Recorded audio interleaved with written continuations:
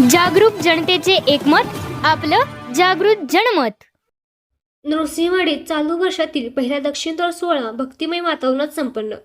श्री क्षेत्र नृसिंहवाडी येथील श्री दत्त मंदिरात चालू वर्षातील पहिला दक्षिणद्वार सोहळा मंगळवार दिनांक 7 जुलै रोजी पहाटे 3:30 वाजता अत्यंत भक्तिमय वातावरणात संपन्न झाला।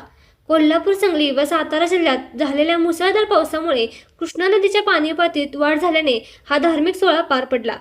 सोहळ्याची माहिती मिळताच सांगली, कोल्हापूर तसेच परिसरातील विविध भागातून हजारो भाविकांनी नृसिंहवाडीत गर्दी केली।